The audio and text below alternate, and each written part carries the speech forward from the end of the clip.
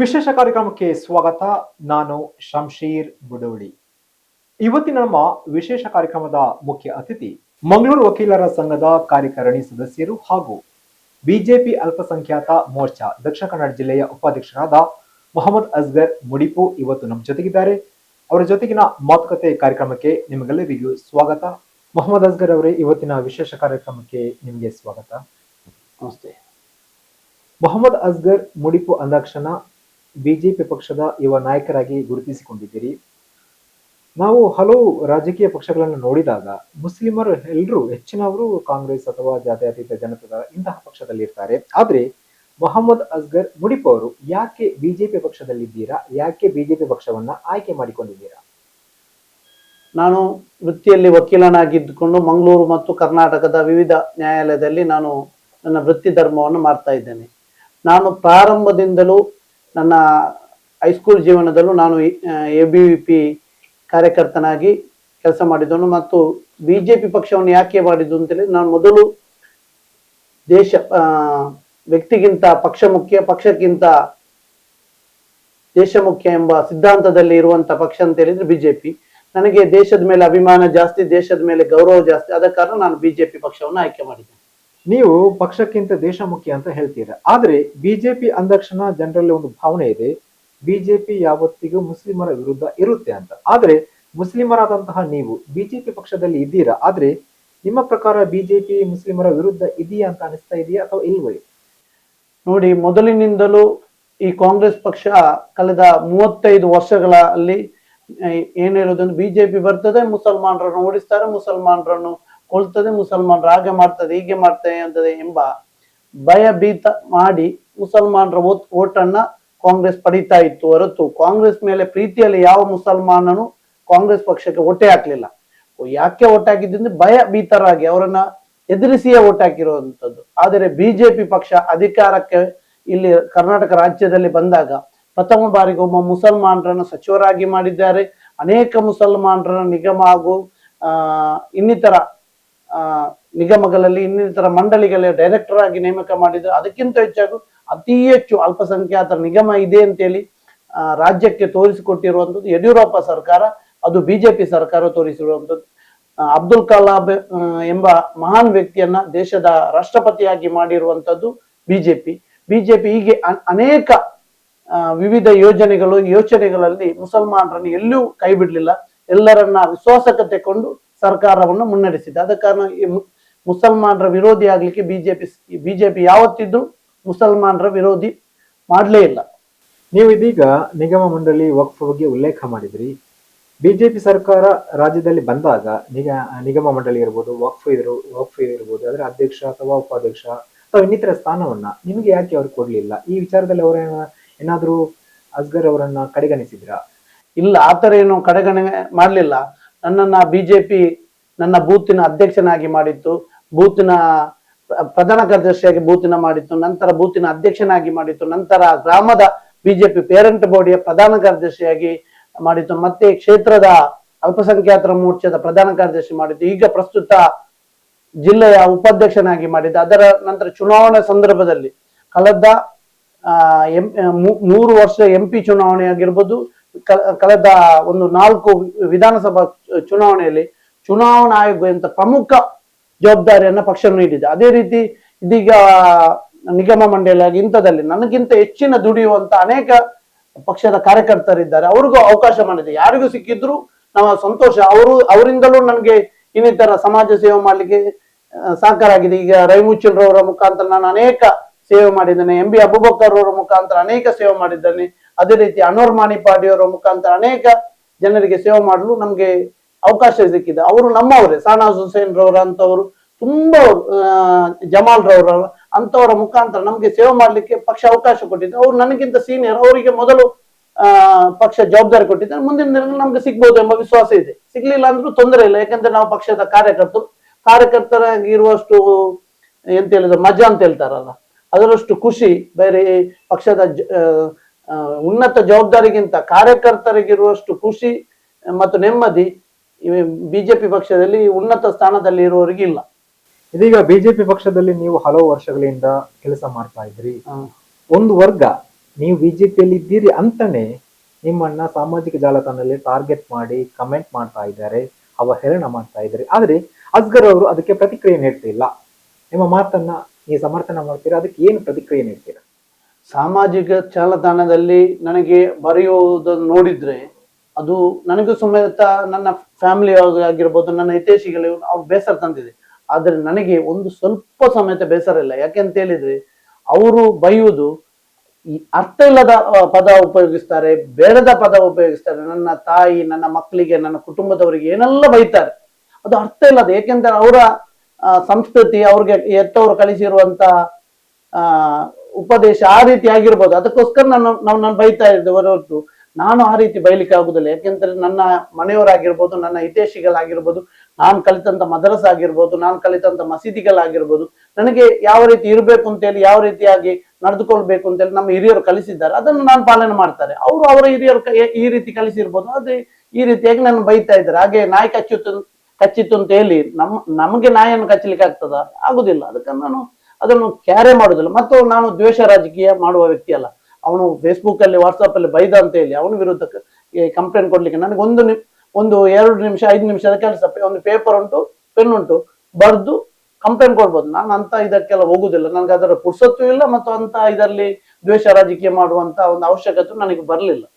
ಹೀಗೆ ಅಸ್ಗರ್ ಮುಡಿಪು ಅವರು ಅನೇಕ ವರ್ಷಗಳಿಂದ ಬಿಜೆಪಿಯಲ್ಲಿ ಇದ್ದಾರೆ. ಸಾಮಾಜಿಕ ಜಾಲತಾಣದಲ್ಲಿ ಇನ್ನೊಂದು ಕಡೆ ನಿಮ್ಮನ್ನ ಅವಹೇಳನ ಮಾಡ್ತಾರೆ, ಕೊಲೆ ಬೆದರಿಕೆ ಕೂಡ ಹಾಕಿದ್ದಾರೆ, ನಿಂದನೆ ಮಾಡಿದ್ದಾರೆ, ನಿಮ್ಮ ಫ್ಯಾಮಿಲಿಯನ್ನು ಎಳೆದು ತಂದಿದ್ದಾರೆ.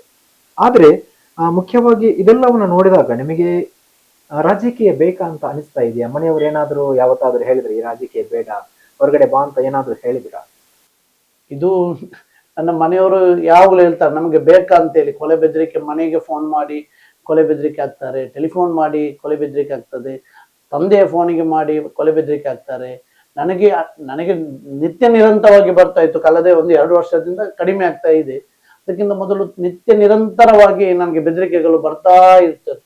ಹಾಗೆಲ್ಲ ಒಮ್ಮೊಮ್ಮೆ ಆಗ್ತದೆ ನಮಗೂ ಬೇಡ ಅಂತೇಳಿ. ಮತ್ತೆ ನಾವು ಅದನ್ನೆಲ್ಲ ಪಾಸಿಟಿವ್ ಆಗಿ ತೆಗೆದುಕೊಂಡಿದ್ದೆ ಹೊರತು ನೆಗೆಟಿವ್ ಆಗಿ ತೆಗೆದುಕೊಳ್ಳಲಿಲ್ಲ. ನಾವು ಮುಂದೆ ಇಟ್ಟ ಕಾಲನ ಯಾವತ್ತಿದ್ರು ಹಿಂದೆ ತೆಗೆಯುವುದಿಲ್ಲ. ನಮ್ಮದು ಒಂದೇ ಸಿದ್ಧಾಂತ, ಒಂದೇ ಗುರಿ. ಆದ ಕಾರಣ ನಾವು ಅದನ್ನ ಸ್ಪೋರ್ಟ್ಸ್ ಮ್ಯಾನ್ ಸ್ಪಿರಿಟ್ ಆಗಿ ತಗೊಂಡಿದ್ದೆ ಹೊರತು ಸೀರಿಯಸ್ ಆಗಿ ತಗೊಳ್ಳಿಲ್ಲ. ಸುಮ್ಮನೆ ನಮ್ಗೆ ಬೆದರಿಕೆಗಳು ಬಂದಿದ್ದಾರೆ, ನಮ್ಮ ಮೇಲೆ ಅಟ್ಯಾಕ್ ಮಾಡ್ಲಿಕ್ಕೆ ನೋಡಿದ್ದಾರೆ. ಅದನ್ನೆಲ್ಲ ನಾವೊಂದು ನಮ್ಮ ಜಾಗೃತೆಯನ್ನು ನಾವು ಮಾಡಿಕೊಂಡು ನಾವು ಹೆಜ್ಜೆ ಇಡ್ತೇವೆ ಹೊರತು ಇಂಥ ಬೆದರಿಕೆ ಬರುವಾಗ ನಮಗೂ ಒಂದ್ಸಲ ಆಗ್ತದೆ ಇದಂತ. ಆದ್ರೆ ನಮ್ಮ ಕಾರ್ಯಕರ್ತರಾಗಿರ್ಬೋದು, ನಮ್ಮ ನಾಯಕರು, ಪ್ರತಿಯೊಬ್ಬರ ನಾಯಕರು ನನ್ನ ಬೆನ್ನೆಂದಿಗೆ ನಿಂತಿದ್ದಾರೆ. ಏನೇ ಸಮಸ್ಯೆ ಬಂದಾಗ ತಕ್ಷಣ ಸ್ಪಂದಿಸ್ತಾರೆ. ಏನೇ ಆದ್ರೂ ಆ ದಾಂಡ ಅಸ್ಗರ್ ಅಂತ ಕೇಳುವಂತ ನಾಯಕರುಗಳು ನಮ್ಮ ಗಟ್ಟಿಯಾಗಿದ್ದ ಕಾರಣ ನಾವು ಧೈರ್ಯದಿಂದ ಮುಂದುವರಿತಾ ಇದ್ದೇವೆ. ಮುಖ್ಯವಾಗಿ ನೀವು ಮಂಗಳೂರಿನ ಉಳ್ಳಾಲ ವಿಧಾನಸಭಾ ಕ್ಷೇತ್ರದಲ್ಲಿ ಇರುವಂತವರು. ಆ ಒಂದು ಕ್ಷೇತ್ರದಲ್ಲಿ ಬಿಜೆಪಿ ಪಕ್ಷದಲ್ಲಿ ಹಲವು ಮುಖಂಡರು, ನಮ್ಮ ದಕ್ಷಿಣ ಕನ್ನಡ ಜಿಲ್ಲೆಯ ಬಿಜೆಪಿ ಜಿಲ್ಲಾಧ್ಯಕ್ಷ ಸೇರಿ ನೀವು ಕೂಡ ಸೇರಿ ಅನೇಕ ಬಿಜೆಪಿ ನಾಯಕರು, ಅಂದ್ರೆ ಹಿರಿಯ ನಾಯಕರು ಇರುವಂತಹ ಕ್ಷೇತ್ರ. ಆದ್ರೆ ಕಾಂಗ್ರೆಸ್ ಎದುರು ಬಿಜೆಪಿ ಪಕ್ಷ ಉಳ್ಳಾಲದಲ್ಲಿ ಪ್ರತಿಪಕ್ಷವಾಗಿ ಯಾಕೆ ಕಾರ್ಯನಿರ್ವಹಿಸ್ತಾ ಇಲ್ಲ, ಅಂದ್ರೆ ಸಮರ್ಥವಾಗಿ ಪ್ರತಿಪಕ್ಷವಾಗಿ ಕಾರ್ಯನಿರ್ವಹಿಸ್ತಾ ಇಲ್ಲ ಎಂಬ ಆರೋಪ ಇರುವಂತದ್ದು. ಈ ಬಗ್ಗೆ ನೀವೇನು ಪ್ರತಿಕ್ರಿಯೆ ಕೊಡ್ತೀರಾ? ನಾವು ಸಮರ್ಥವಾಗಿ ಅಲ್ಲಿ ಎದುರಿಸ್ತಾ ಇದ್ದೇವೆ. ಮತ್ತೆ ಅವರ ಹಣಬಲ ಇದೆ. ಮತ್ತೊಂದು ಎಂತ ಹೇಳಿದ್ರೆ ಇಡೀ ಕ್ಷೇತ್ರವನ್ನ ಖರೀದಿ ಮಾಡುವಷ್ಟು ಅವರ ಹತ್ರ ಶಕ್ತಿ ಇದೆ. ಆಗ ನಮ್ಗೆ ಸ್ವಲ್ಪ ತೊಂದರೆ ಆಗಿದೆ ಹೊರತು ನಾವು ಕಾಂಗ್ರೆಸ್ ಪಕ್ಷ ಆಗ್ಲಿ, ಅಲ್ಲಿಯಾದ ಕ್ಷೇತ್ರದ ಶಾಸಕರಾಗ್ಲಿ ಏನೇ ಒಂದು ವಿರೋಧ ಮಾಡಿದ್ರು ಅದನ್ನ ಸಮರ್ಥವಾಗಿ ಎದುರಿಸ್ತೇವೆ. ಅಲ್ಲೇ ಮಂಗಳೂರು ವಿಧಾನಸಭಾ ಕ್ಷೇತ್ರದಲ್ಲಿ ಉಳ್ಳಾಲ ತಾಲೂಕಿನಲ್ಲಿ ಇರುವಷ್ಟು ಬಲಿಷ್ಠ ಕಾರ್ಯಕರ್ತರು ಜಿಲ್ಲೆಯಲ್ಲಿ ಎಲ್ಲೂ ಇಲ್ಲ. ಅಷ್ಟೊಂದು ಬಲಿಷ್ಠ. ಯಾಕೆಂತ ಹೇಳಿದ್ರೆ ಅಲ್ಲಿ ಪ್ರತಿಯೊಂದು ಒಬ್ಬ ಬಿಜೆಪಿ ಕಾರ್ಯಕರ್ತನ ಒಂದು ಮನೆ ಕಟ್ಟಬೇಕಾದ್ರು, ಒಂದು ಬಿಸ್ನೆಸ್ ಮಾಡ್ಬೇಕಾದ್ರು ಎಲ್ಲದಕ್ಕೂ ವಿರೋಧ ಮಾಡ್ತಾರೆ. ಅಲ್ಲ ಲೈಸೆನ್ಸ್ ಕಟ್ ಮಾಡುದು, ಅವನ ಮೇಲೆ ಸುಳ್ಳು ಕೇಸ್ ಹಾಕುದು, ಅವನನ್ನ ಪೊಲೀಸ್ ಸ್ಟೇಷನ್ಗೆ ಬಂದು ಕರೆಸಿ ಬೆದರಿಕೆ ಆಗುದು, ಇಂಥದ್ದು ನಿತ್ಯ ನಿರಂತರವಾಗಿ ಅಲ್ಲಿ ಕ್ಷೇತ್ರದಲ್ಲಿ ನಡೀತದೆ. ಮುಂದಿನ ಹಿಂದಿನ ಬಾಗಿಲಿನಲ್ಲಿ ಉಪದ್ರ ಮಾಡ್ತಾ ಇದ್ದಾರೆ. ಆದ್ರೂ ಅಲ್ಲಿಯ ಕಾರ್ಯಕರ್ತರು ಸಮರ್ಥವಾಗಿ ಎದುರಿಸ್ತಾರೆ, ಸಮರ್ಥವಾಗಿ ಸಂಘಟನೆ ಮಾಡ್ತಾರೆ. ಅದರ ಫಲವಾಗಿ ಸೋಮೇಶ್ವರ ಆಗಿರ್ಬೋದು, ಕೋಟೆಕಾರ ಆಗಿರ್ಬೋದು, 2 ಪಟ್ಟಣ ಪಂಚಾಯತ್ ಪುರಸಭೆಯಲ್ಲಿ ನಮ್ಮ ಪಕ್ಷ ಅಧಿಕಾರದಲ್ಲಿದೆ. ಕೆಲವು ಕಡೆಗಳಲ್ಲಿ ಅತಿ ಹೆಚ್ಚು ಕಾಂಗ್ರೆಸ್ ಕಾರ್ಯಕರ್ತರು ಇರುವುದರಿಂದ ಅತಿ ಹೆಚ್ಚು ಕಾಂಗ್ರೆಸ್ ನಮ್ಮ ಮುಸಲ್ಮಾನ್ ಬಂದವರು ಅವರಿಗೆ ತಪ್ಪು ಸಂದೇಶದ ಮೂಲಕ ಕಾಂಗ್ರೆಸ್ಗೆ ಮತ ಆಗ್ತಾ ಇದ್ದಾರೆ. ಆ ಕಾರಣದಿಂದ ನಮ್ಮ ಪಕ್ಷದ ಹೋರಾಟ ಸ್ವಲ್ಪ ಮಟ್ಟಿನ ಕಡಿಮೆ ಇದೆ. ಆದ್ರೂ ಅವು ಈಗ ನಿತ್ಯ ನಿರಂತರವಾಗಿ ಯಾವುದೇ ಅಡ್ಜಸ್ಟ್ಮೆಂಟ್ ಇಲ್ಲದೆ ನೇರ ರಾಜಕೀಯ ಮುಖಾಂತರ ಅಲ್ಲಿ ಹೋರಾಟವನ್ನ ನಮ್ಮ ಎಲ್ಲಾ ನಾಯಕರು ಒಗ್ಗಟ್ಟಿನಿಂದ ಮಾಡ್ತಾ ಇದ್ದೇವೆ. ಮಂಗಳೂರಿನ ಉಳ್ಳಾಲ ಕ್ಷೇತ್ರದಲ್ಲಿ ಕಳೆದ ವಿಧಾನಸಭಾ ಚುನಾವಣೆಯವರೆಗೂ ಕಾಂಗ್ರೆಸ್ಸೇ ಮೇಲ್ಗೈ ಸಾಧಿಸ್ತಾ ಇದೆ. ಮುಂದಿನ ವಿಧಾನಸಭಾ ಚುನಾವಣೆಯಲ್ಲಿ ಉಳ್ಳಾಲದಲ್ಲಿ ಬಿಜೆಪಿ ಪಕ್ಷ ಸಮರ್ಥ ಅಭ್ಯರ್ಥಿಯನ್ನ ಅಲ್ಲಿ ಆಯ್ಕೆ ಮಾಡುತ್ತಾ ಸ್ಪರ್ಧೆಗೆ ಇಳಿಸುತ್ತಾ ಅಥವಾ ಮೊಹಮ್ಮದ್ ಅಸ್ಗರ್ ಅವರೇ ಯುವ ನಾಯಕನಾಗಿ ಬಿಜೆಪಿ ಪಕ್ಷದಿಂದ ಕಣಕ್ಕೆ ಇಳಿತಾರ? ನಮ್ಮ ಪಕ್ಷದಲ್ಲಿ ಒಬ್ಬ ಸಾಮಾನ್ಯ ಕಾರ್ಯಕರ್ತನು ಮುಂದಿನ ಚುನಾವಣೆಯಲ್ಲಿ ಸ್ಪರ್ಧೆ ಮಾಡಿದ್ರೆ ಖಂಡಿತವಾಗಿಯೂ ನಮ್ಮ ಅಲ್ಲಿ ಮುಂದಿನ ಚುನಾವಣೆ, ಇದನ್ನು ಬರೆದಿಟ್ಕೊಳ್ಳಿ, ಮುಂದಿನ ಚುನಾವಣೆಯಲ್ಲಿ ಬಿಜೆಪಿ ಪಕ್ಷ ಉಳ್ಳಾಲದಲ್ಲಿ ಫಸ್ಟ್ ಈ ದಕ್ಷಿಣ ಕನ್ನಡ ಜಿಲ್ಲೆಯಲ್ಲಿ ಮೊದಲ ಆಯ್ಕೆ, ಮೊದಲ ಖಾತೆ ತೆರೆಯುವುದು ಉಳ್ಳಾಲದಲ್ಲಿ. ಉಳ್ಳಾಲ ತಾಲೂಕಿನ ಮಂಗಳೂರು ವಿಧಾನಸಭಾ ಕ್ಷೇತ್ರ 204 ಬೂತಿನಲ್ಲಿ ದಕ್ಷಿಣ ಕನ್ನಡ ಜಿಲ್ಲೆಯ ಪ್ರಥಮ ಖಾತೆ ತೆರೆಯುವುದು ಬಿಜೆಪಿ ಪಕ್ಷದಿಂದ ಆಯ್ಕೆ ಆಗುವುದು ಉಳ್ಳಾಲ ವಿಧಾನಸಭಾ ಕ್ಷೇತ್ರದಲ್ಲಿ. ಏಕೆಂತೇಳಿ ಈ ವರ್ಷ ಅಲ್ಲಿಯ ನಮ್ಮ ಕ್ಷೇತ್ರದ ಶಾಸಕರ ಅವರ ನಾಟಕ, ಅವ್ರು ಮಾಡುವಂತ ಒಂದು ಮೋಸಗಾರಿಕೆ ಎಲ್ಲವೂ ಜನರಿಗೆ ಮನವರಿಕೆ ಆಗಿದೆ. ಅದೇ ರೀತಿ ಅಲ್ಲಿ ಕ್ಷೇತ್ರಕ್ಕೆ ಯಾವುದೇ ರೀತಿ ಈಗ ಸದ್ಯಕ್ಕೆ ಅನುದಾನ ಬರ್ತಾ ಇಲ್ಲ. ಕ್ಷೇತ್ರದಲ್ಲಿ ತಾರತಮ್ಯ ನೀತಿ, ಅವರ ಬೆಂಬಲಿಗರೇ ಹಣ ಮಾಡ್ತಾ ಇದ್ದಾರೆ. ಇದೆಲ್ಲ ನಮ್ಮ ಸಮುದಾಯದವರಿಗೆ ಗೊತ್ತಾಗಿದೆ, ಎಲ್ಲ ನಾಯಕರಿಗೆ ಗೊತ್ತಾಗಿದೆ. ಆದ ಕಾರಣ ನಮ್ಮ ಮುಂದಿನ ವಿಧಾನಸಭಾ ಕ್ಷೇತ್ರದಲ್ಲಿ ಬಿಜೆಪಿಯ ಸ್ಪಷ್ಟವಾದಂತ ಶಾಸಕರನ್ನ ನಮ್ಮ ಜನತೆ ಆಯ್ಕೆ ಮಾಡ್ತದೆ. ಇದಕ್ಕೆ ನೀವು 100% ಆಗಿ ಭರವಸೆ ನೀಡ್ತಾ ಇದ್ದೀರಾ? 100% ಅಲ್ಲ, ಜನತೆ ಹೇಳುವಂತ ತೀರ್ಮಾನ ನೋಡಿ. ಅಲ್ಲಿ 25,000 ಮತದಾನ ಮುಸಲ್ಮಾನರು ಜಾಸ್ತಿ ಇದೆ. ಆದ ಕಾರಣ ಅಲ್ಲಿ ಬಂದಾಗ ಬಿಜೆಪಿ ಬಂಡಲ ಆ ಒಂದು ಟ್ಯಾಗ್ ಲೈನ್ ಬಿಟ್ರೆ, ನಾನು ಅದು ಮಾಡಿದ್ದೇನೆ, ನಿಮ್ಮ ಮಕ್ಕಳಿಗೆ ಉದ್ಯೋಗ ಮಾಡಿದ್ದೇನೆ, ನಿಮ್ಮ ಮಕ್ಕಳನ್ನ ಉನ್ನತ ಶಿಕ್ಷಣ ಕೊಡ್ಲಿಕ್ಕೆ ಸಹಕಾರ ಕೊಟ್ಟಿದ್ದೇನೆ, ಅದೇ ರೀತಿ ನಿಮ್ಗೆ ಇಷ್ಟು ಅನುದಾನ ಕೊಟ್ಟಿದ್ದೇನೆ, ಈ ರೋಡ್ ನಾನು ಮಾಡಿದ್ದು, ಈ ಬಸ್ ಸ್ಟ್ಯಾಂಡ್ ನಾನು ಮಾಡಿದ್ದು, ಈ ನೀರಿನ ವ್ಯವಸ್ಥೆ ನಾನು ಮಾಡಿದ್ದು ಅಂತ ಹೇಳಿ ಎಲ್ಲೂ ಚುನಾವಣೆ ಗೆಲ್ಲುವುದಿಲ್ಲ. ಹೇಳುವುದಲ್ಲಿ ಒಂದೇ ಲೈನ್, ಬಿಜೆಪಿ ಬರ್ತದೆ ಅಂತ ಎದುರಿಸಿ ನಮ್ಮ ಕ್ಷೇತ್ರದ ಶಾಸಕರು ಅಲ್ಲಿ ಗೆಲ್ತಾರೆ ಹೊರತು ಯಾವುದೇ ರೀತಿ ಅಭಿವೃದ್ಧಿ ಕಾರ್ಯ ಮಾಡಲಿಲ್ಲ. ಮೂಡಬಿದ್ರೆ ಶಾಸಕರಾದಂತ ಗೌರವಾನ್ವಿತ ಉಮಾನಾಥ್ ಕೋಟ್ಯಾನ್ರವರು ಮುಲ್ಕಿಯಲ್ಲಿ ಸಮೇತ ತಾಲೂಕು ಕಚೇರಿಯನ್ನ ಪ್ರಾರಂಭಿಸಿದ್ದಾರೆ, ಮೂಡಬಿದ್ರೆಯಲ್ಲಿ ಸಮೇತ ತಾಲೂಕು ಕಚೇರಿಯನ್ನ ಪ್ರಾರಂಭಿಸಿದ್ದಾರೆ. ಆದರೆ ನಮ್ಮದು 8-9 ವರ್ಷ ಆಯ್ತು ನಮ್ಮ ಕ್ಷೇತ್ರದಲ್ಲಿ ತಾಲೂಕು ಘೋಷಣೆ ಆಗ್ಲಿ. ಈಗಲೂ ಟೆಂಪರರಿ ಆಫೀಸ್ ಅಲ್ಲಿ ಇದೆ ಹೊರತು ಸ್ವಂತ ಒಂದು ಜಾಗವನ್ನು ಗುರುತಿಸಿ ಶಿಲಾನ್ಯಾಸ ಮಾಡಿ ಒಂದು ತಾಲೂಕು ಕಚೇರಿ ಪ್ರಾರಂಭ ಮಾಡಲಿ ನಮ್ಮಿಂದ ಸಾಧ್ಯ ಆಗ್ಲಿಲ್ಲ. ಎಲ್ಲವೂ ಆಮೆ ಹೇಗೆ ನಡೀತದೆ ಆ ರೀತಿಯಲ್ಲಿ ನಮ್ಮ ಕ್ಷೇತ್ರದ ಅಭಿವೃದ್ಧಿ ಕಾರ್ಯ. ತೊಕ್ಕೋಟು ಬಸ್ ಸ್ಟ್ಯಾಂಡ್ ನೋಡಿ ಯಾವ ರೀತಿ ಅವ್ಯವಸ್ಥೆ ಉಂಟು. ಅಲ್ಲಿ ಬಸ್ ಸ್ಟ್ಯಾಂಡ್ ನೋಡುವಾಗ್ಲೇ ಗೊತ್ತಾಗ್ತದೆ ಇದು ಒಂದು ಬೆಳವಣಿಗೆಯ ನಾಡು. ತೊಕ್ಕೋಟು ಬಸ್ ಸ್ಟ್ಯಾಂಡ್ ಯಾವ ರೀತಿ ಇದೆ ಅಂತ ಹೇಳಿ ಒಂದು ನೋಡ್ಬೇಕು. ಒಂದು ಮುಡಿಪು ಆಸ್ಪತ್ರೆ ನೋಡಿ ಅಲ್ಲಿ ಯಾವ ರೀತಿ ಇದೆ ಅಂತ ಹೇಳಿ ನೋಡಿ. ಉಳ್ಳಾಲ ತಾಲೂಕು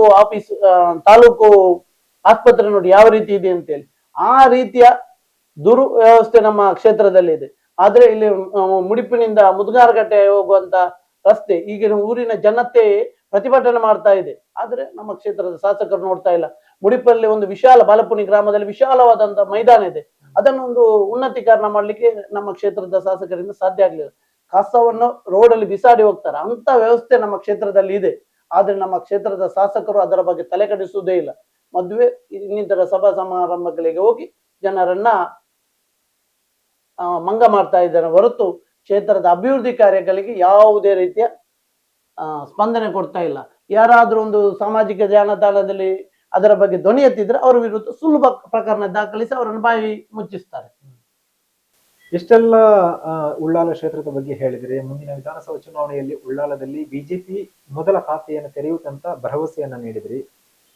ಇದರ ಮಧ್ಯೆ ರಾಜ್ಯದಲ್ಲಿ ಬಿಜೆಪಿ ಸರ್ಕಾರ ಏನು ಅಧಿಕಾರಕ್ಕೆ ಬಂದ್ರೆ ಉನ್ನತ ಸ್ಥಾನದ ಆಸೆಗಾಗಿ ಕಾಂಗ್ರೆಸ್ ಪಕ್ಷದಿಂದ ಅಥವಾ ಇತರ ಪಕ್ಷದಿಂದ ಬಿಜೆಪಿಗೆ ವಲಸೆ ಬರ್ತಾರೆ, ಅವರಿಗೆ ಉನ್ನತ ಸ್ಥಾನವನ್ನ ನೀಡ್ತಾರೆ ಬಿಜೆಪಿ ಅವರು. ಈ ಆರೋಪ ಕೇಳಿ ಬರ್ತಾ ಇದೆ. ಇದಕ್ಕೆ ನೀವೇನು ಪ್ರತಿಕ್ರಿಯೆ ಕೊಡ್ತೀರಾ? ಇಲ್ಲ, ಬಿಜೆಪಿ ಅಧಿಕಾರದಲ್ಲಿ ಇರುವಾಗ ಯಾವುದಾದ್ರೂ ವಕ್ಫ್ ಮಂಡಳಿ ಆಗಿರ್ಬೋದು, ಯಾವ್ದಾದ್ರು ನಿಗಮ ಮಂಡಳಿಯಲ್ಲಿ ನಮ್ಮ ಕಾರ್ಯಕರ್ತರನ್ನ ಆಯ್ಕೆ ಮಾಡಿದ ಹೊರತು ಇನ್ನಿತರ ಯಾವುದೇ ಪಕ್ಷದ ಕಾರ್ಯಕರ್ತರನ್ನ ನಮ್ಮ ಪಕ್ಷ ಆಯ್ಕೆ ಮಾಡಲೇ ಇಲ್ಲ. ಕೆಲವೊಂದು ವಕ್ಫ್ ಮಂಡಳಿಯಲ್ಲಿ ಸಾಫಿ ಸಾದಿ ಅಂತ ಉನ್ನತ ವ್ಯಕ್ತಿ, ಯಾಕೆಂತ ಹೇಳಿದ್ರೆ ಅವರು ಒಂದು SSF ಎಂಬಂದ ಅತ್ಯಂತ ಬಲಿಷ್ಠ, ದಕ್ಷಿಣ ಭಾರತದಲ್ಲಿ ಇಡೀ ದೇಶದಲ್ಲಿ ಅತ್ಯಂತ ಬಲಿಷ್ಠ ಒಂದು ವಿದ್ಯಾರ್ಥಿ ಸಂಘಟನೆ ಅಂತ ಹೇಳಿದ್ರೆ ಅದು SSF. SSF ಎ ಪಿ ಉಸ್ತಾದ್ರವರ ಗರಡಿಯಲ್ಲಿ ಬಲಗಿದಂತ ಒಬ್ಬ ವ್ಯಕ್ತಿ ಅಂತ ಹೇಳಿದ್ರೆ ಗೌರವಾನ್ವಿತ ಸಾಫಿ ಸಾದಿಯವರು ಅದು ಸಮರ್ಥ ವ್ಯಕ್ತಿ. ಅವರನ್ನ ನಾವು ಇಂಡಿಪೆಂಡೆಂಟ್ ಆಗಿ ವಕ್ಫ್ ಮಂಡಳಿಗೆ ಆಯ್ಕೆ ಮಾಡಿದ್ರೆ ಆ ವಕ್ಫ್ ಮಂಡಳಿ ಅಧ್ಯಕ್ಷವನ್ನ ಬಿಜೆಪಿ ಸರ್ಕಾರ ಮಾಡಿದ್ರು. ಅವರು ಸಮರ್ಥವಾಗಿ ಕೆಲಸವನ್ನ ನಿರ್ವಹಿಸಿದ್ದಾರೆ, ಅದಕ್ಕೆ ಒಂದು ನ್ಯಾಯ ಕೊಟ್ಟಿದ್ದಾರೆ. ಅಂತ ವ್ಯಕ್ತಿಯನ್ನು ಯಾವ್ದು ರಾಜಕೀಯ ರಹಿತ ವ್ಯಕ್ತಿಯನ್ನ ಒಂದು ಆ ಹುದ್ದೆಗೆ ಒಂದು ನ್ಯಾಯ ಕೊಡ್ಬೇಕೆಂಬ ಉದ್ದೇಶದಿಂದ ನಮ್ಮ ಪಕ್ಷ ಆಯ್ಕೆ ಮಾಡಿದೆ. ಅದ್ರ ನಮಗೆ ಗೌರವ ಇದೆ, ಅವರು ಆಯ್ಕೆ ಮಾಡಿದ್ದಾರೆ. ಅದು ಬಿಟ್ಟು ಬೇರೆ ಯಾವುದೇ ಒಂದು ನಾಯಕರನ್ನ ನಮ್ಮ ಪಕ್ಷ ಆಯ್ಕೆ ಮಾಡಲಿಲ್ಲ, ಮತ್ತಂಥದ್ದು ಯಾವುದು ನನ್ನ ಗಮನದಲ್ಲಿ ಇಲ್ಲ. ನೀವು ಮಾತನಾಡುವಾಗ ಇದೀಗ ದ್ವೇಷ ರಾಜಕೀಯ ಶಾಸಕರು ಮಾಡ್ತಾ ಇದ್ದಾರೆ ಎಂಬ ಆರೋಪ ಮಾಡಿದ್ರಿ. ಅವರು ಯಾವಾಗ ದ್ವೇಷ ರಾಜಕೀಯ ಮಾಡಿದ್ರು ಅಥವಾ ಮಾಡ್ತಾನೆ ಇದ್ದಾರಾ? ನೋಡಿ, ಒಬ್ಬ ಕಾಂಗ್ರೆಸ್ ಪಕ್ಷದ ಸಕ್ರಿಯ ಕಾರ್ಯಕರ್ತ ಅಂತ ಹೇಳಿದ್ರೆ ಇಮ್ತಿಯಾಜ್ ಕೋಟೆಪುರ ಅಂತೇಳಿ, ನಾನು ಹೆಸರು ಹೇಳ್ತಾ ಇದ್ದೇನೆ, ಇಮ್ತಿಯಾಜ್ ಕೋಟೆಪುರ ಅಂತ ವ್ಯಕ್ತಿ ಒಂದು ತಮಾಷೆಗೆ ವಾಟ್ಸಪ್ ಮುಖಾಂತರ ಹೇಳ್ತಾರೆ ಆಲೂಗಡ್ಡೆ ಹಾಳಾಗಿದೆ ಅಂತೇಳಿ, ಇವ್ರು ಕೊಟ್ಟಂತ ಕಿಟ್ ಅಲ್ಲಿ ಆಲೂಗಡ್ಡೆ ಹಾಳಾಗಿದೆ ಅಂತೇಳಿ ಒಂದು ತಮಾಷೆ ರೀತಿಯಲ್ಲಿ ವಾಟ್ಸಪ್ ಗ್ರೂಪ್ ಅಲ್ಲಿ ಹಾಕ್ತಾರೆ. ಅದಕ್ಕೋಸ್ಕರ ಅವರ ಮೇಲೆ ಒಂದು ಸುಳ್ಳು ಕೇಸ್ ದಾಖಲು ಮಾಡಿ ಅವರನ್ನ ಪ್ರಕರಣ ದಾಖಲು ಮಾಡಿ ಅವರು ಜೈಲಿಗಟ್ಟುವಂತ ಕೆಲಸವನ್ನ ಕ್ಷೇತ್ರದ ಶಾಸಕರು ಮಾಡಿದ್ದಾರೆ. ಅದೇ ರೀತಿ ಪಕ್ಷಕ್ಕೋಸ್ಕರ ಹಗಲಿರುಳು ದುಡಿದು ಪಕ್ಷದ ಪರವಾಗಿ ಲೇಖನಗಳನ್ನು ಬರೆದು ಕ್ಷೇತ್ರದ ಶಾಸಕರ ಬಗ್ಗೆ ಕಳೆದ 5 ಟರ್ಮ್ ಇವರು ಆಯ್ಕೆ ಆದವರು ಲೇಖನ ಬರೆದಂತ ವ್ಯಕ್ತಿ ಇಸ್ಮತ್ ಫಜೀರ್ ಅವರು. ಬಿಜೆಪಿ ವಿರುದ್ಧ ಈಗಲೂ ಬರಿತಾ ಇರುವಂತ ವ್ಯಕ್ತಿ, ಯಾವಾಗ್ಲೂ ಬಿಜೆಪಿ ವಿರೋಧಿಯಾದಂತ ವ್ಯಕ್ತಿ ಇಸ್ಮತ್ ಫಜೀರ್ ಅವರು. ಅವರ ಮೆಡಿಕಲ್ ಅನ್ನು ಇವರೇ ಉದ್ಘಾಟನೆ ಮಾಡಿರ್ತಾರೆ, ಪಕ್ಕಾ ಲೈಸೆನ್ಸ್ ಹೋಲ್ಡರ್. ಅಂತ ವ್ಯಕ್ತಿಯ ಶಾಪ್ ಅನ್ನು ಇವರು ಕ್ಲೋಸ್ ಮಾಡಿಸ್ತಾರೆ. ಅದು ಪೊಲೀಸ್ ಅವರನ್ನು ಕಳಿಸಿ ಅವರನ್ನೊಂದು ಉಗ್ರವಾಗಿ ಬಿಂಬಿಸಿ ಒಬ್ಬ ಖೈದಿ ತರ ಟ್ರೀಟ್ ಕೊಟ್ಟು ಅವರ ಕ್ಲಿನಿಕ್ ಅನ್ನೇ ಕ್ಲೋಸ್ ಮಾಡಿಸ್ತಾರೆ. ನಂತರ ಅವರು 2 ತಿಂಗಳು ಮನೆಯಲ್ಲಿ ಇರುವಂತ ಪರಿಸ್ಥಿತಿಯಾಗಿ 2 ತಿಂಗಳ ನಂತರ ಹೊಸ ಕಟ್ಟಡದಲ್ಲಿ ಅತ್ಯಂತ ಸುಸಜ್ಜಿತವಾಗಿ ಅವರು ಕ್ಲಿನಿಕ್ ಅನ್ನ ಪ್ರಾರಂಭ ಮಾಡ್ತಾರೆ. ಅವ್ರು ಹೇಳ್ತಾರೆ ಅವರು ಡೂಪ್ಲಿಕೇಟ್ ಎಂತ ಅವ್ರ ದಾಖಲೆಗಳಿರಲಿಲ್ಲ, ಅದಕ್ಕೆ ಅವ್ರನ್ನ ಕ್ಲೋಸ್ ಮಾಡಿದ್ದು. ಈಗ ಹೊಸತ್ತು ಓಪನ್ ಮಾಡಿದಾರಲ್ಲ, ಹೊಸತ್ತು ಯಾವ ರೀತಿ ಓಪನ್ ಮಾಡಿದ್ದು, ಅದೇ ಸರ್ಟಿಫಿಕೇಟ್ ಅನ್ನಿಟ್ಟು ಅದೇ ದಾಖಲೆಯನ್ನಿಟ್ಟು ಅವ್ರು ಓಪನ್ ಮಾಡಿದ್ದಾರೆ. ಆ ರೀತಿಯ ದ್ವೇಷ ರಾಜಕೀಯ ದಯವಿಟ್ಟು ಮಾಡಬೇಡಿ. ನೀವು ಯಾರಾದ್ರೂ ಸಾಮಾಜಿಕ ಜಾಲತಾಣದಲ್ಲಿ ಬರೆದ್ರೆ ಅವರ ವಿರುದ್ಧ ಪ್ರಕರಣ ದಾಖಲು ಮಾಡುವುದಾದ್ರೆ ನಳಿನ್ ಕುಮಾರ್ ಅವರು ಅತಿ ಹೆಚ್ಚು ಪ್ರಕರಣ ದಾಖಲು ಮಾಡಬೇಕಿತ್ತು. ಪಾಪ ಅವರ ವಿರುದ್ಧ ನಿತ್ಯ ನಿರಂತರವಾಗಿ ಟ್ರೋಲ್ ಮಾಡ್ತಾ ಇದ್ರು. ಅದೇ ರೀತಿ ಈಗಿನ ಸಂಸದರಾಗಿರುವಂತ ಬ್ರಿಜೇಶ್ ಚೌಟ್ರ ವಿರುದ್ಧ ಎಷ್ಟು ಮಂದಿ ಟ್ರೋಲ್ ಮಾಡ್ತಾರೆ. ಯಾವತ್ತಿದ್ರು ಅವರು ದ್ವೇಷ ರಾಜಕೀಯ ಮಾಡಲಿಲ್ಲ, ಅದನ್ನ ಪಾಸಿಟಿವ್ ಆಗಿ ತಕೊಂಡು ಆ ಅಭಿವೃದ್ಧಿ ಕಾರ್ಯವನ್ನು ಅತ್ಯಂತ ನೀಟಾಗಿ ಮಾಡ್ತಾ ಇದ್ದಾರೆ. ನಮ್ಮ ಕ್ಷೇತ್ರದ ಜಿಲ್ಲೆಯ ಎಲ್ಲ ಶಾಸಕರಾಗಿರ್ಬೋದು, ಯಾರಾದ್ರೂ ಒಂದು ಟ್ರೋಲ್ ಬರೀತೆ ಅಂತ ಹೇಳಿ ಅವರ ವಿರುದ್ಧ ಪ್ರಕರಣ ದಾಖಲು ಮಾಡಲಿಲ್ಲ. ಹರೀಶ್ ಪೂಂಜ ಮಾಡಬೇಕಿತ್ತು, ಅವರ ವಿರುದ್ಧ ನಿತ್ಯ ನಿರಂತರವಾಗಿ ಟ್ರೋಲ್ ಮಾಡ್ತಾರೆ. ಯಾರ ವಿರುದ್ಧ ಅವರು ಪ್ರಕರಣ ದಾಖಲು ಮಾಡಲಿಲ್ಲ, ಅದನ್ನ ಸ್ಪೋರ್ಟ್ಸ್ ಮ್ಯಾನ್ ಸ್ಪಿರಿಟ್ ಆಗಿ ತಕೊಂಡು ಆ ಅಭಿವೃದ್ಧಿ ಕಾರ್ಯದಲ್ಲಿ ಯಾವುದೇ ರೀತಿಯ ತಾರತಮ್ಯ ಮಾಡದೆ ಅವರು ನೀಟಾಗಿ ಕೆಲಸ ಮಾಡ್ತಾರೆ. ಆದ್ರೆ ನಮ್ಮ ವಿಧಾನಸಭಾ ಕ್ಷೇತ್ರದ ಯಾರಾದ್ರೂ ಒಂದು ಬೈದ್ರೆ ಸುಮೋಟ ಕೇಸ್ ಅವರ ವಿರುದ್ಧ ಸುಮೋಟ ಕೇಸ್ ಮಾಡ್ತಾರೆ. ಇಲ್ಲಾಂದ್ರೆ ಯಾರಾದ್ರೂ ಅವರ ಚೇಲಗಳ ಮುಖಾಂತರ ಪ್ರಕರಣ ದಾಖಲು ಮಾಡಿ ಅವರ ಬಾಯಿ ಮುಚ್ಚಿಸುವಂತ ಕೆಲಸ ಮಾಡ್ತಾರೆ. ಅದು ಬಿಟ್ಟು ಇಂಥ ದ್ವೇಷ ರಾಜಕೀಯ ದಯವಿಟ್ಟು ಮಾಡ್ಬೇಡಿ. ನಾಳೆ ನನ್ನ ವಿರುದ್ಧ ಕೇಸ್ ದಾಖಲು ಮಾಡ್ಬೋದು, ಅದನ್ನೆಲ್ಲ ನಾವು ಚಿಂತೆ ಮಾಡುವಂತ ಅಗತ್ಯ ಇಲ್ಲ. ಯಾಕಂತಂದ್ರೆ ಯಾವ ಕೇಸ್ ಮಾಡಿದ್ರು ನಮ್ಗೆ ಅದನ್ನ ಎದುರಿಸುವಂತ ಶಕ್ತಿ ಸೃಷ್ಟಿಕರ್ತ ಅಲ್ಲಾಹ್ ನಮ್ಗೆ ಕೊಟ್ಟಿದ್ದಾರೆ. ಅದೇ ರೀತಿ ನಮ್ಮ ನಾಯಕರು ನಮ್ಮ ಜೊತೆ ಯಾವಾಗಲೂ ಸದಾಕಾಲ ಇದ್ದ ಕಾರಣ ಅದನ್ನ ನಾವು ಎದುರಿಸುವಂತ ಶಕ್ತಿ ಇದೆ. ಬಡವರ ವಿರುದ್ಧ ನೀವು ಗುಬ್ಬಚ್ಚಿ ಮೇಲೆ ಬ್ರಹ್ಮಾಸ್ತ್ರ ಮಾಡುವಂತ ಕೆಲಸವನ್ನ ನೀವು ಮಾಡಬೇಡಿ. ನಮ್ಮಂತ ಕಾರ್ಯಕರ್ತರ ವಿರುದ್ಧ ನೀವು ಬ್ರಹ್ಮಾಸ್ತ್ರ ಮಾಡಿ ಅದನ್ನು ನಾವು ಎದುರಿಸಲಿಕ್ಕೆ ನಾವು ತಯಾರಿದ್ದೇವೆ. ಬಡಪಾಯಿಗಳನ್ನ ನಿರ್ಗತಿಕರನ್ನ ದಯವಿಟ್ಟು ನೀವು ತೊಂದರೆ ಕೊಡಬೇಡಿ. ಮೊನ್ನೆ ಬೀದಿ ಬರ ವ್ಯಾಪಾರ ಮಾಡೋರು ಲೈಸೆನ್ಸ್ ಹೋಲ್ಡರ್ ಅವರನ್ನ ಎಬ್ಬಿಸುದು, ಅವರೇನು ಮಾಮೂಲಿ ಕೊಡ್ಲಿಲ್ಲ ಅಂತೆಲ್ಲ ಅವರನ್ನು ಎಬ್ಬಿಸುದು, ಅವ್ರಿಗೆ ತೊಂದರೆ ಅದರ ಬಗ್ಗೆ ಧ್ವನಿ ಎತ್ತುವುದಿಲ್ಲ. ಅಲ್ಲಿ ನಮ್ಮ ಪಕ್ಷದ ಕಾರ್ಯಕರ್ತ ಅಫ್ಸಲ್ ಅಂತೇಳಿ ಸಮರ್ಥ ವಕೀಲ, ಅವನು ಬಂದು ಅಲ್ಲಿ ಕ್ವಶನ್ ಮಾಡಿದ ಕಾರಣ ಅವರು ಉತ್ತರ ಕೊಡದೆ ಅಲ್ಲಿಂದ ಜಾಗ ಖಾಲಿ ಮಾಡಿದ್ದಾರೆ. ಇಂಥ ಅನೇಕ ಘಟನೆಗಳು ನಮ್ಮ ಕ್ಷೇತ್ರದಲ್ಲಿ ನಡೀತದೆ. ನಾನು ಈ ಮಾಧ್ಯಮದ ಮುಖಾಂತರ ಹೇಳೋದು, ಬಿಜೆಪಿ ಕಾರ್ಯಕರ್ತರಿಗೆ ಏನೇ ಒಂದು ತೊಂದರೆ ಆದ್ರೆ, ಏನೇ ಒಂದು ನಿಮ್ಗೆ ನೀವು ಉದ್ಯಮ ಮಾಡಬೇಕಾದ್ರೆ, ಏನೇ ಒಂದು ಕೆಲಸ ಮಾಡೋದಾದ್ರೆ ಉಳ್ಳಾಲ ವಿಧಾನಸಭಾ ಕ್ಷೇತ್ರದಲ್ಲಿ, ಮಂಗಳೂರು ವಿಧಾನಸಭಾ ಕ್ಷೇತ್ರ ಉಳ್ಳಾಲ ತಾಲೂಕಿನಲ್ಲಿ ಯಾವುದಾದ್ರೂ ಒಂದು ಬಿಜೆಪಿ ಕಾರ್ಯಕರ್ತರಿಗೆ, ಯಾರಿಗಾದ್ರೂ ಬಡವರಿಗೆ ಈ ರೀತಿಯ ತೊಂದರೆ ಆದ್ರೆ ನಿಮ್ಮ ಜೊತೆ ನಾನು ಸದಾ ಸಿದ್ಧನಿದ್ದೇನೆ. ನಿಮ್ಮ ಜೊತೆ ಸದಾ ಹೋರಾಟ ಮಾಡ್ಲಿಕ್ಕೆ ಯಾವತ್ತಿದ್ರು ಕರೀರಿ, ನಿಮ್ಮ ಜೊತೆ ಬರಲು ನಾನು ಸಿದ್ಧನಿದ್ದೇನೆ. ಕೊನೆಯದಾಗಿ ನೀವು ಜೀವನ ಪರ್ಯಂತ ಬಿಜೆಪಿ ಪಕ್ಷದಲ್ಲಿ ಇರ್ತೀರಾ? ಮುಂದೆ ಶಾಸಕನಾಗುವ ಅಥವಾ MLC ಆಗುವ ಇಂತಹ ಯಾವ್ದಾದ್ರು ಆಕಾಂಕ್ಷಿ ಲೀಸ್ಟ್ ಅಲ್ಲಿ ನೀವು ಕೂಡ ಇದ್ದೀರಾ? ನಾವು ಎಂತ ಹೇಳುದು, ನಮ್ಗೆ ತಂದೆ ತಾಯಿ ಒಬ್ಬರೇ, ಅದೇ ರೀತಿ ನಮ್ಮ ಪಕ್ಷ ಒಂದೇ. ನಾನು ಬಿಜೆಪಿ ಪಕ್ಷದ ಒಬ್ಬ ಸಾಮಾನ್ಯ ಕಾರ್ಯಕರ್ತ. ಆ ಕಾರ್ಯಕರ್ತನಿಗಿರುವಷ್ಟು ಹೆಮ್ಮೆ ಮತ್ತು ಕಾರ್ಯಕರ್ತನಿಗಿರುವಷ್ಟು ಶಕ್ತಿ ಬಿಜೆಪಿ ಜಿಲ್ಲಾಧ್ಯಕ್ಷರಿಗೆ ಮತ್ತು ರಾಷ್ಟ್ರಾಧ್ಯಕ್ಷರಿಗೂ ಇಲ್ಲ. ಏಕೆಂದ್ರೆ ಕಾರ್ಯಕರ್ತನೇ ಬಿಜೆಪಿ ಪಕ್ಷದಲ್ಲಿ ಸುಪ್ರೀಂ. ಏಕೆಂದ್ರೆ ಈಗಿನ ಜಿಲ್ಲಾಧ್ಯಕ್ಷ ಆದ ಸಸ್ಸಣ್ಣನ ಹತ್ರ ಕೇಳ್ಬೇಕು, ನೀವು ಸಾಮಾನ್ಯ ಕಾರ್ಯಕರ್ತನಾಗಿ ನಿಮ್ಗೆ ಹೆಚ್ಚು ಎಂಜಾಯ್ಮೆಂಟ್ ಇತ್ತು, ಈಗ ಜಿಲ್ಲಾಧ್ಯಕ್ಷರಾಗಿ ಹೆಚ್ಚು ಎಂಜಾಯ್ಮೆಂಟ್ ಮಾಡ್ತೀರಾ, ಎಷ್ಟು ಕೆಲಸ ಮಾಡ್ಲಿಕ್ಕೆ ಇದು. ಅವ್ರು ಹೇಳ್ತಾರೆ ಕಾರ್ಯಕರ್ತನಾಗಿ. ಅದೇ ಬ್ರಿಜೇಶ್ ಅಣ್ಣನ ಹತ್ರ ಕೇಳಿ, ನೀವು ಕಾರ್ಯಕರ್ತ ಆಗಿ ಎಷ್ಟು ಹುಮ್ಮಸ್ಸಲ್ಲಿ ಇದ್ರಿ, ಈಗ MP ಆಗಿ ಎಷ್ಟು ಹುಮ್ಮಸ್ಸು. ಪ್ರತಿಯೊಬ್ಬರಿಗೂ ಕಾರ್ಯಕರ್ತರಂತಲ್ಲಿ ಬಿಜೆಪಿಯಲ್ಲಿ ಸುಪ್ರೀಂ. ಕಾರ್ಯಕರ್ತರು ಎಲ್ಲಿಯಾದ್ರೂ ಧ್ವನಿ ಎತ್ತಿದ್ರೆ ಅದು ಬಿಜೆಪಿ ಪಕ್ಷದಲ್ಲಿ ಖಂಡಿತ ಅದು ಕಾರ್ಯ ಆಗ್ತದೆ ಹೊರತು ನಾಯಕನಾದವನು ಹೆಚ್ಚು ಬೊಬ್ಬೆ ಹಾಕಿದ್ರೆ ಕೆಲಸ ಆಗುದಿಲ್ಲ. ಕಾರ್ಯಕರ್ತನಿಗೆ ಹೆಚ್ಚು ಸುಪ್ರೀಂ. ಆದ ಕಾರಣ ನಾವು ಅಂದು ಇಂದು ಮುಂದು ಯಾವತ್ತಿದ್ರು ಬಿಜೆಪಿ ಕಾರ್ಯಕರ್ತನೇ. ಮತ್ತೆ ಪಕ್ಷದಲ್ಲಿ ರಾಜಕೀಯದಲ್ಲಿ ಆಸೆ ಇರಬೇಕು ಅಂತ ಹೇಳ್ತಾರೆ. ಪಕ್ಷ ಏನಾದ್ರೂ ಜವಾಬ್ದಾರಿ ಕೊಟ್ರೆ ಸ್ವೀಕಾರ ಮಾಡ್ತೇವೆ, ಕೊಡ್ಲಿಲ್ಲ ಅಂದ್ರೆ ನಮ್ಮ ಸಹೋದರರಿಗೆ ಕೊಟ್ಟಿದ್ದೆ, ನಮ್ಮ ಸಹೋದರಿಗೆ ಕೊಟ್ಟಿದೆ ಅಂತೇಳಿ ಅದರಲ್ಲಿ ತೃಪ್ತಿ ಪಡುವಂತ ವ್ಯಕ್ತಿ ನಾನು. Okay sir, thank you so much. ಇಷ್ಟು ಹೊತ್ತು ನಮ್ಮ ಜೊತೆ ಮಾತುಕತೆ. ಅಂದು ಇಂದು ಮುಂದು ನಾನು ಬಿಜೆಪಿ ಪಕ್ಷದ ಪ್ರಾಮಾಣಿಕ ಕಾರ್ಯಕರ್ತನಾಗಿ ದುಡಿತೀನಿ. ಒಂದು ವೇಳೆ ಬಿಜೆಪಿ ಪಕ್ಷದ ಹಿರಿಯ ನಾಯಕರು ನನಗೆ ಉನ್ನತ ಸ್ಥಾನವನ್ನ ನೀಡಿದ್ರೆ ಅದನ್ನ ಪ್ರಾಮಾಣಿಕವಾಗಿ ಗೌರವದಿಂದ ಸ್ವೀಕಾರ ಮಾಡ್ತೀನಿ. ಹೇಗಂತ ಬಿಜೆಪಿ ಪಕ್ಷದ ಅಲ್ಪಸಂಖ್ಯಾತ ಮೋರ್ಚಾದ ದಕ್ಷಿಣ ಕನ್ನಡ ಜಿಲ್ಲಾ ಉಪಾಧ್ಯಕ್ಷರಾದ ಮೊಹಮ್ಮದ್ ಅಸ್ಗರ್ ಮುರಿಫ್ ಅವರು ತಮ್ಮ ಅಭಿಪ್ರಾಯವನ್ನ ಇಂದಿನ ವಿಶೇಷ ಕಾರ್ಯಕ್ರಮದಲ್ಲಿ ವ್ಯಕ್ತಪಡಿಸಿದ್ದಾರೆ. ಇದುವೇ ಈ ಹೊತ್ತಿನ ವಿಶೇಷ. ಮತ್ತೊಮ್ಮೆ ಹೊಸ ಸಂಚಿಕೆಯೊಂದಿಗೆ ಬರ್ತೀನಿ. ಅಲ್ಲಿಯವರೆಗೂ ನಮಸ್ಕಾರ.